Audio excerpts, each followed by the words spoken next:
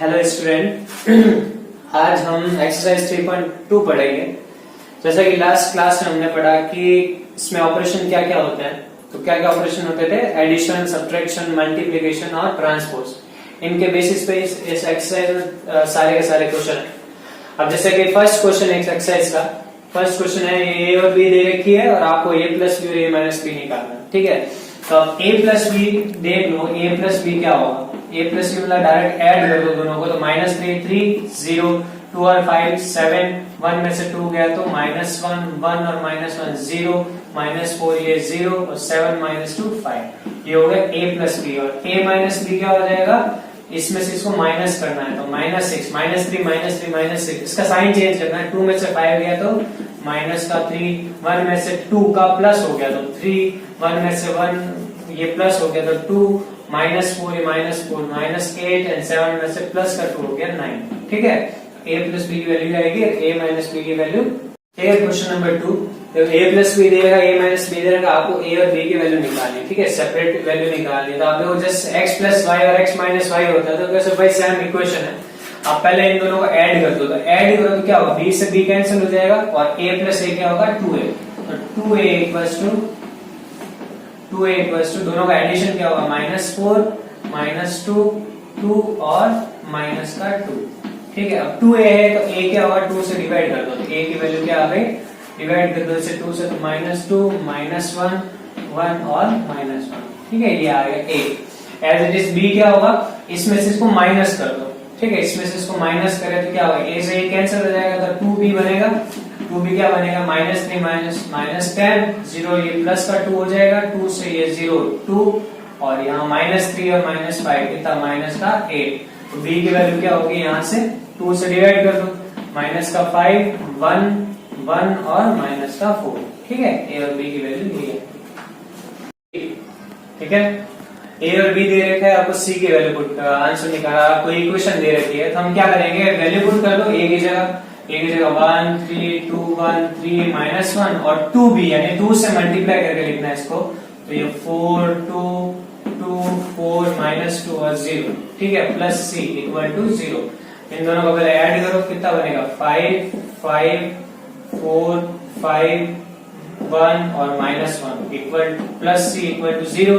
ठीक है, अब इसको पूरी वैल्यू को इधर ले आओ तो क्या हो जाएगा, c इक्वल टू, ये पूरा नेगेटिव हो जाएगा तो -5 -5 -4 -5 -1 ठीक है, c की वैल्यू आ गई। आपको 3a² - 2b की वैल्यू निकालनी है, तो फर्स्ट हम क्या करेंगे, a² निकालेंगे, क्योंकि a और b दे रखा है हमको, a² नहीं दे रखा है, a² निकालेंगे। तो a² के लिए क्या करना पड़ता है अपन को, a को a से ही मल्टीप्लाई करना पड़ेगा। ठीक है, 2 -1 3 2, इन दोनों को इससे मल्टीप्लाई करो। तो कल मैंने जिस तरीके से बताया था 1 1 के लिए इसका फर्स्ट रो फर्स्ट कॉलम, तो 2 × 2 4 -1 -3। ठीक है, अब 1 2 तो 1 और 2 2 × -2 -2 × -2। अब 2 1 के लिए 3 × 6 2 × 3 6, फिर 3 × -3 और 2 × 2 4। ठीक है, इसका आंसर क्या आया, 1 -4 12 और 1। क्या आ गया, a² वैल्यू पुट कर दो यहाँ पे, तो 3 से मल्टीप्लाई करके लिखना है इसको, 3 times of 1 -4 12 1 plus -2 times of ये, तो इसका 2 टाइम पहले कर देता हूं मैं, तो 2 टाइम क्या हो जाएगा 0 8 -2 और 14 इक्वल टू क्या आएगा, इसको 3 से मल्टीप्लाई करो तो 3 -12 48 3 माइनस करना है 0 8 -2 14। ठीक है, तो क्या आंसर आएगा, इसका आंसर आएगा 3 में से 0 गया तो 3 -12 -8 कितना हो गया, -20 48 में +2 कर दो तो 50 और 3 में से 14 गए तो -11। So this is the answer. यहाँ पे एक मिस्टेक है, यहाँ पे 12 × 3 36 होगा। ठीक है, तो 36 और +2 कितना हो जाएगा 38। ठीक है, this is the answer. Question number 5 में अगर आप देखोगे तो यहाँ पे ए मैट्रिक्स है, मैं खाली डायरेक्ट बता रहा हूँ। ए मैट्रिक्स का ऑर्डर कितना दे रखा है, ए मैट्रिक्स का ऑर्डर है 2 × 4। ठीक है, और बी मैट्रिक्स का ऑर्डर क्या है यहाँ पे 4 × 2। ठीक है, तो आप देखो a × b करोगे, मैंने बताया था कि इसका कॉलम इसका रो इक्वल होना चाहिए, तो ये और ये गया तो इसका आंसर क्या आएगा 2 × 2। बट अगर b इंटू ए करोगे तो b इंटू ए करोगे तो वो b पहले आ गया फिर a बाद में आएगा। a क्या है 2 क्रॉस 4 है तो इसका 2 और ये 2 चला जाएगा तो 4 क्रॉस 4 b a क्या आंसर आएगा 4 क्रॉस 4।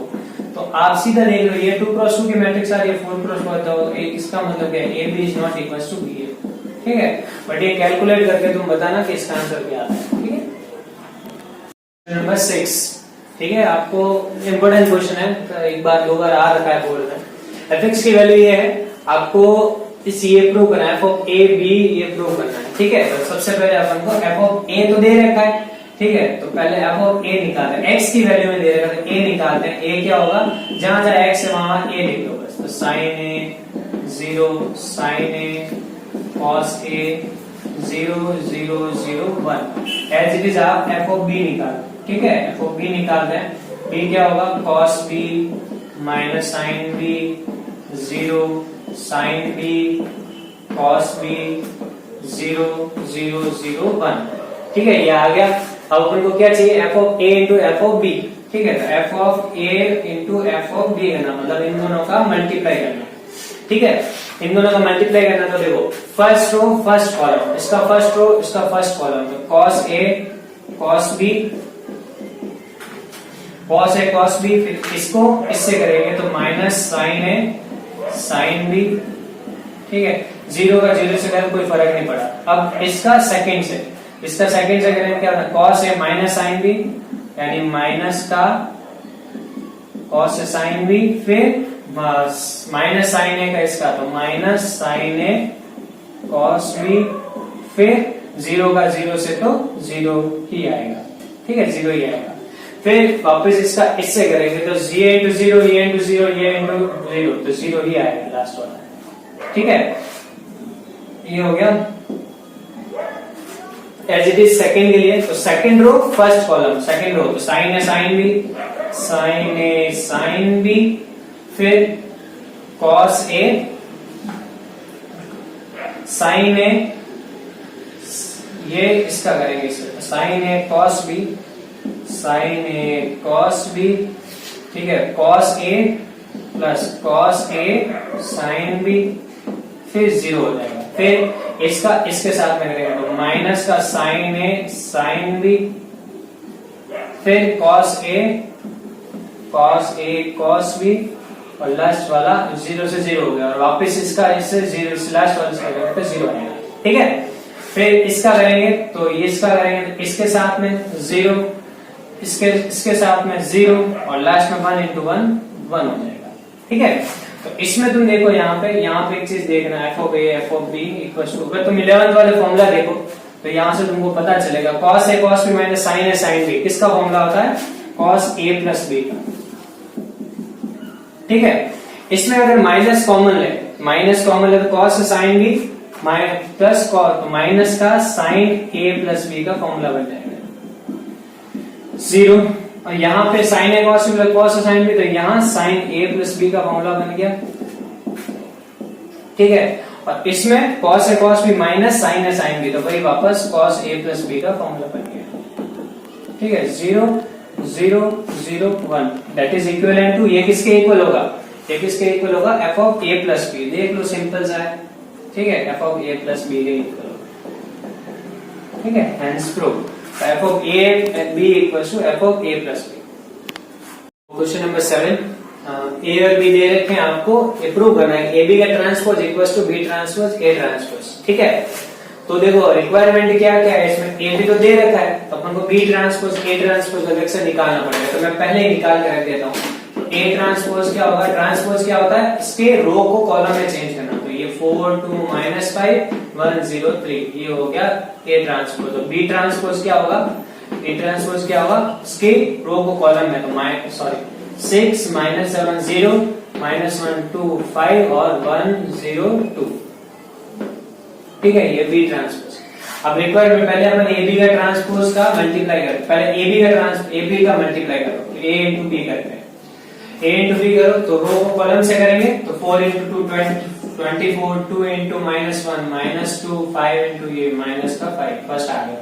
नाउ फर्स्ट रो वापस वही 28 माइनस का 28 2 इंटू 2 4 और -5 into 0 0, 2 into 4 0, 2 into 5 10, -5 into 2 minus का 10, ठीक है।